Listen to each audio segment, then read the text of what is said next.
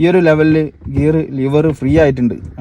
അപ്പോൾ നമ്മുടെ ഈ ഒരു വാഹനത്തിന് ഒരു കംപ്ലൈൻറ്റ് ഉണ്ട്. നമ്മുടെ വാഹനത്തിന് ഗിയർ ഫുള്ളായിട്ട് വീഴുന്നില്ല. അപ്പോൾ എന്താണ് നമ്മുടെ വാഹനത്തിൻ്റെ കംപ്ലൈൻറ്റ് എന്നുള്ളത് നമുക്ക് നോക്കാം. വാഹനത്തിൻ്റെ ഗിയർ 1-2 ഗിയർ മാത്രം വീഴുന്നുള്ളൂ. അപ്പോൾ മാരുതി വാഹനങ്ങളായ അൾട്ടോണ്ടൂർ, സ്വിഫ്റ്റ്, റിഡ്സ് ഇങ്ങനെ തുടങ്ങിയ ഈ വാഹനങ്ങൾക്ക് ഈ ഒരു കംപ്ലൈൻറ്റ് കാണുന്നുണ്ട്.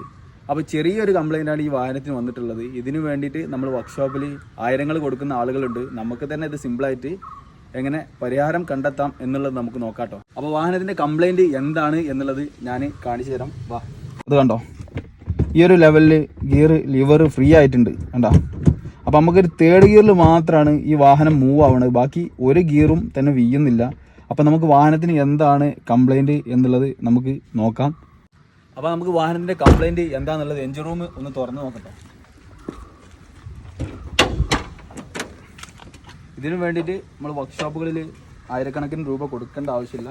ഇത് കണ്ടോ, ഈ ഒരു ഗിയർ ലിവറിൻ്റെ കേബിള് ഈ ഒരു സെലക്ടറിലേക്കാണ് വരേണ്ടത്. അപ്പോൾ ഈ ഒരു സെലക്ടറിൽ നിന്ന് വിട്ട് കിടക്കുന്നൊരു കംപ്ലൈൻ്റാണ് വാഹനത്തിന് വന്നിട്ടുള്ളത്. ഇത് മാരുതിയുടെ ഒട്ടുമിക്ക വാഹനങ്ങൾക്കും വരാറുണ്ട്. അപ്പോൾ നമുക്ക് അത് എങ്ങനെ പരിഹരിക്കാൻ നോക്കാം.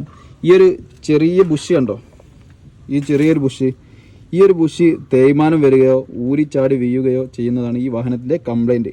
ഈ ചെറിയൊരു ബുഷ് കൊണ്ട്, ഈ ഒരു ചെറിയൊരു ബുഷിൻ്റെ പ്രശ്നത്താൽ നമ്മൾ വർക്ക്ഷോപ്പുകളിൽ 1000-ങ്ങളും 2000-ങ്ങളും ഒക്കെ കൊടുക്കുന്ന ആളുകളുണ്ട്. അതേപോലെ വർക്ക്ഷോപ്പുകാർ നമ്മളെ പറ്റിക്കുന്നൊരവസ്ഥ നമുക്ക് വരരുത്. അപ്പോൾ അതുകൊണ്ടാണ് ഞാൻ ഇത് കാണിച്ചു തരുന്നത്. നമുക്ക് ഇതിങ്ങനെ, ഇത് കണ്ടോ, ഇതിങ്ങനെ ഒന്ന് ഇട്ട് കൊടുത്താൽ തന്നെ ഗിയർ നമുക്ക് വിചാരിച്ച ഗിയറിലേക്ക് വീഴും. അതല്ല, ഇത് നമ്മൾ ലോങ് യാത്രയൊക്കെ ആണെന്നുണ്ടെങ്കിൽ, ലോങ് യാത്രയിലാണ് നമ്മൾ ഇത് കാണുന്നത് എന്നുണ്ടെങ്കിൽ, ഈ ഒരു ഇതിങ്ങനെ വെച്ച് കഴിഞ്ഞിട്ട് ഒരു കെട്ടുകമ്പിയൊക്കെ ഇട്ട് കെട്ടി വെച്ച് കഴിഞ്ഞാൽ നമുക്ക് നമ്മളെ വാഹനം വർക്ക്ഷോപ്പിലേക്ക് എത്തിച്ചു കഴിഞ്ഞാൽ നമുക്ക് ഈ ഒരു ചെറിയൊരു ബുഷ് നമുക്ക് വർക്ക്ഷോപ്പിൽ നിന്ന് വാങ്ങിയിട്ട് നമുക്ക് തന്നെ വാഹനത്തിൽ ഇട്ട് കൊടുക്കാം കേട്ടോ. അപ്പോൾ നമുക്ക് ഇവിടെ നോക്കിയിട്ട് നമുക്ക് കംപ്ലൈൻറ്റ് കിട്ടുന്നില്ല എന്നുണ്ടെങ്കിൽ നമ്മൾ വാഹനത്തിൻ്റെ അകത്തേക്ക് വന്നിട്ട് ഇവിടെ അതുപോലത്തെ ഒരു ബുഷ് കാണാം. ഈ ഒരു കൺസോളിൻ്റെ ഉള്ളിലായിട്ട് വരും. അത് നമുക്ക് നോക്കാം, അതൊന്ന് കാണിച്ചു തരാം. നമ്മൾ അവിടെ നോക്കിക്കഴിഞ്ഞിട്ട് അവിടെ കുഴപ്പമൊന്നും ഇല്ല എന്നുണ്ടെങ്കിൽ നമ്മൾ ഈ സൈഡിൽ കാണുന്ന ഇവിടെ ഒരു സ്ക്രൂ വരും. അതേപോലെ ഓപ്പോസിറ്റ് സൈഡ് ഇവിടെ ഒരു സ്ക്രൂ വരും.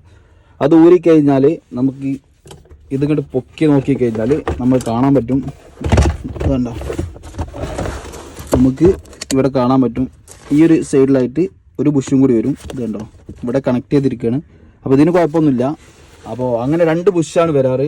അപ്പോൾ ആ 2 ബുഷും നമ്മൾ ആദ്യം നോക്കിയതിന് ശേഷം മാത്രം നമ്മൾ വർക്ക്ഷോപ്പിലെ ആളുകളെ വിളിക്കുക. അപ്പോൾ നമുക്ക് തന്നെ ഇത് സിമ്പിളായിട്ട് റെഡിയാക്കാം. അപ്പോൾ നമ്മൾ വർക്ക്ഷോപ്പിൽ എത്തിക്കഴിഞ്ഞാൽ, അല്ലാന്നുണ്ടെങ്കിൽ നമ്മൾ സ്പെയർ പാർട്സിലൊക്കെ പോയിട്ട് ഈ ഒരു ഗിയർ ലിവറിൻ്റെ ബുഷ് നമ്മൾ ചോദിച്ചു കഴിഞ്ഞാൽ കണ്ടോ, ഈ ഒരു 50 രൂപയുടെ ചോട ഈ ബുഷിനുള്ളൂ.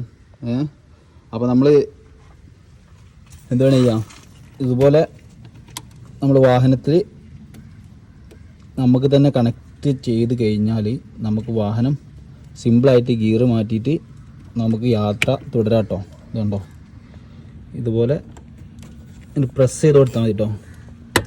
ഉണ്ടോ, സെറ്റാണ്. അപ്പോൾ ഈ ഒരു അനുഭവം ഉണ്ടായിട്ടുള്ളവർ ഒന്ന് കമൻറ്റ് ചെയ്യട്ടോ. അപ്പോൾ ഇതുപോലത്തെ വാഹനങ്ങളെ കുറിച്ചുള്ള അറിവിനൊക്കെ വേണ്ടിയിട്ട് നമ്മൾ പേജൊക്കെ ഒന്ന് ഫോളോ ചെയ്ത് സപ്പോർട്ട് ചെയ്യട്ടോ.